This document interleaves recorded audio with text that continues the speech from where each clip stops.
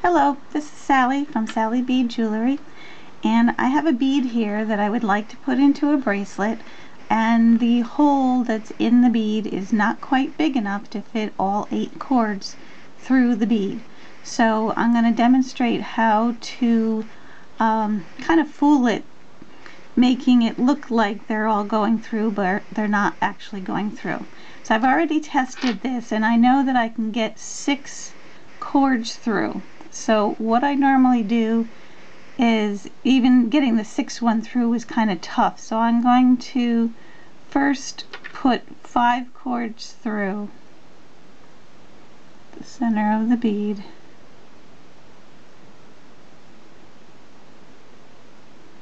and push them through, and then I take the end and I kind of fan it out so that I can take one more cord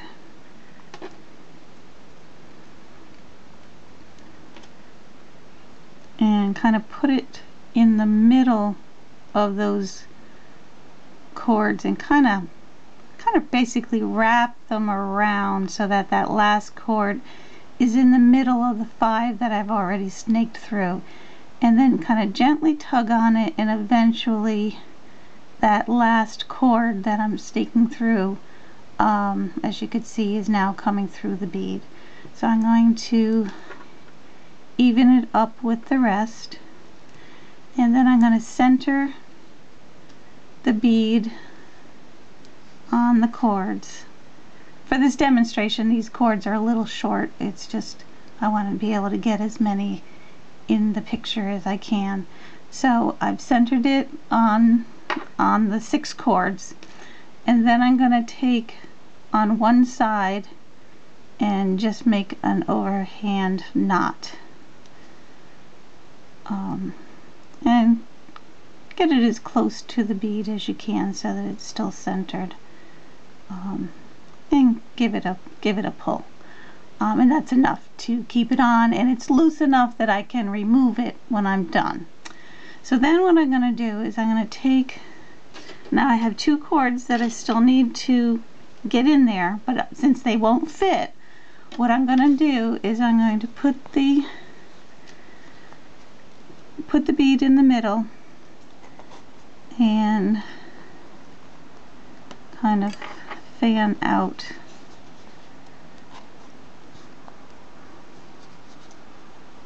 the cords.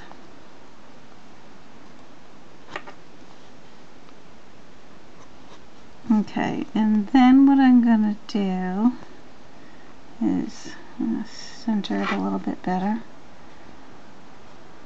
and I'm going to actually move this over so that this is in one. Okay, so now I have 1 cord left. So what I'm going to do is I'm going to take the 1 cord and I'm going to fold it in half and move it down so that I can get the center. Okay, so I just kind of folded it in half, and then I'm going to place that folded piece kind of right over the bead, put my thumb on it, and then take 1/2 and put it up into the slot 32, and then take the other side and bring it down to slot 16. Okay, and then what I'm going to do is turn the disc, and you could do this really in any order, but actually no, I'm going to leave it right where it is, and I'm going to move the cord 1. So now this one is sitting on the top. You see, it's not going through the bead, it's just kind of laying on top. So I kind of just take my thumbnail and press it on the top of the bead, and then just take the cords that are going through the bead and, oops, I'm sorry, what did I do? No, I do need to do what I said before. Rotate it so that the cord that you added is going crosswise.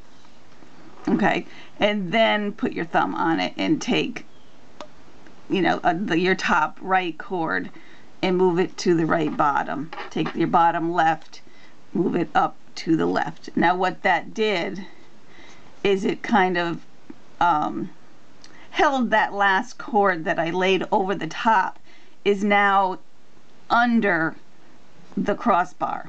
And then I'm going to rotate and do that again.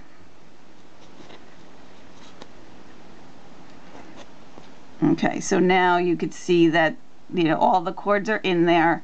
I can do probably another 2, just so that we're at the point where now I can fit a bead underneath these crossbars. So now I can start loading my cords with the beads and start braiding them in as usual. And it appears that all 8 are going through the bead. When I'm done, I will take the braids, to take the braid off of the disc, and then I will loosen this knot that I put in here, and then repeat it. I'll put it back through the center, lay the cord over the top, and engulf it in with the other cords that are going through. So I hope that explains how to get it in there. And like I said, once you actually start putting your beads in here, you're never going to know that that last cord that made, you know, warp numbers, cord number 7 and 8 did not actually go through the center of the bead. Okay, thank you.